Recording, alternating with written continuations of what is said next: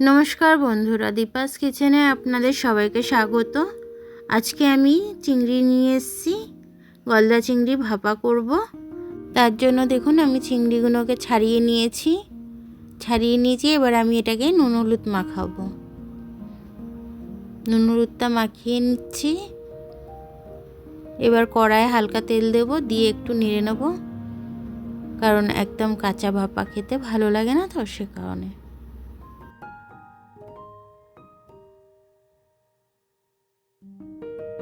দেখুন চিংড়িটা আমি ভাজতে বসিয়ে দিয়েছি। খুব বেশি লাল করে ভাজবো না, হালকা ভাজবো। ভেজে আমি তারপর তুলে নেব। দেখুন আমি মশলার জন্য 25 গ্রাম পোস্ত নিচ্ছি। ওদিকে সাদা সর্ষে নিয়ে নিচ্ছি পরিমাণ মতো, আর কটা কাঁচা লঙ্কা নিয়ে নেব। কাঁচা লঙ্কাটা নিয়ে সব সমেত আমি মিক্সিতে দেবো। বেশি কাঁচা লঙ্কা দিইনি, ঝাল হয়ে যাবে। পরিমাণ মতো টক দইটাও দিয়ে দিলাম এর মধ্যে। দিয়ে আমি এবার এটাকে বেটে নেব। আর এদিকে দেখুন হালকা ভাজা এটা হয়ে গেছে, এটাকে আমি তুলে নেব এবারে। এদিকে মশলাটা আমি অর্ধেক টিফিন কৌটোর মধ্যে ঢেলে নিয়েছি। নিয়ে চিংড়ি মাছগুলো দিয়ে দিয়েছি ওর মধ্যে, দিয়ে তার উপর দিয়ে আবার বাদবাকি যে মশলাটা ছিল দিয়ে দিলাম। স্বাদ মতো নুন দিলাম, আর একটু সর্ষের তেল দিয়ে দেবো, একটু বেশি করেই দেবো যাতে ঝাঁঝটা হয়।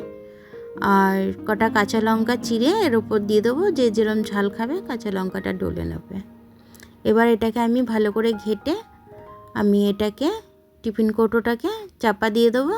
চাপা দিয়ে আমি গরম জল ওদিকে হতে দিয়েছি, টিফিন কৌটোটা বসিয়ে দেবো ওর মধ্যে।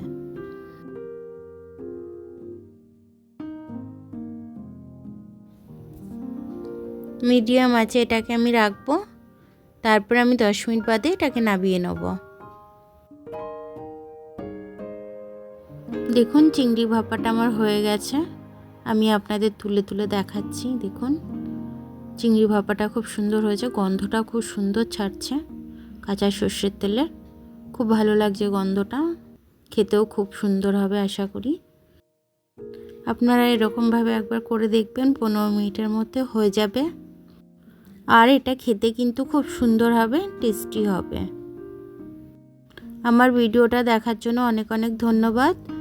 আমার ভিডিওটা যদি আপনাদের পছন্দ হয় তাহলে লাইক, সাবস্ক্রাইব, বেল আইকনটা একটু টিপে দেবেন। আর ফেসবুক থেকে দেখলে লাইক আর ফলোটা একটু করে দেবেন। আবার কাল দেখা হবে নতুন রেসিপির সাথে। ততক্ষণ আপনারা ভালো থাকবেন, আমি আসছি।